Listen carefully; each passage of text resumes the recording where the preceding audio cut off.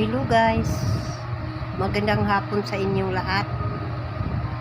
Sa video na ito, bibigay sana ako ng awareness o babala sa ating lahat. At magbibigay din ako sana mayroon pang unawa ang lahat ng mga bagay-bagay, lalo na doon sa mga friends ko.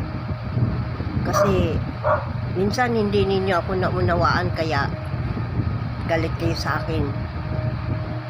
At minsan nagpanik ako at nagagalit din sa mga taong gusto kong magalit.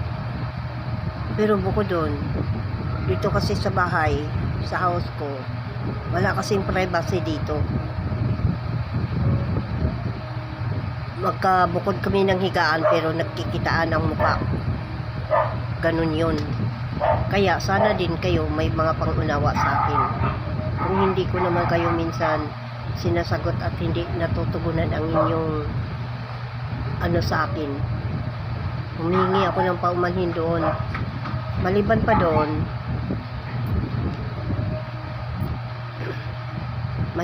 doon, magiging totoo sana kayo sa inyong sarili at totoo kayo sa inyong kapwa. At dito kasi sa amin respetado kasi akong tao dito.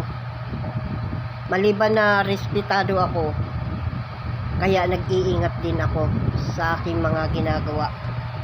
Hindi ako padalos-dalos, hindi rin ako kahit sa dito, nag-iingat ako. Bagaman galit ako minsan sa iba sa inyo, pero dito sa amin nag-iingat ako. Bilang kasi respetado akong tao dito. Tsaka maliban pa doon, mahal ko kayo, kaya ginagawa ko yun. Hindi ko gustong saktan kayo, ang iba sa inyo, pero nasasaktan din ako sa aking mga nakikita, kaya nagkaganyan ako. Kaya kunting respeto kasi sa sarili. Irerespeto natin ang ating sarili o pag-irespeto din tayo sa tao at iginagalang tayo. Kasi dito, respetado talaga ako dito sa aming lugar. Dito sa bayan ng Cainta. At marami akong mga kaibigan, maraming nagmamahal sa akin. Bukod pa doon, hindi lang naman dito. Kung sana, ganun din sana kayo. Irerespeto natin ang bawat isa, parang irerespeto din tayo sa mga tao. Kasi dito hindi ako padalos-dalos talaga dito sa aming lugar. Kasi nag-iingat talaga ako. Kaya nga minsan lang ako bumababa lang ako kung mayroon akong kailangan sa baba. Pero kung wala, dito lang ako sa loob ng bahay. Kasi may mga kasama kasi ako dito. Dalawa silang mga lalaki.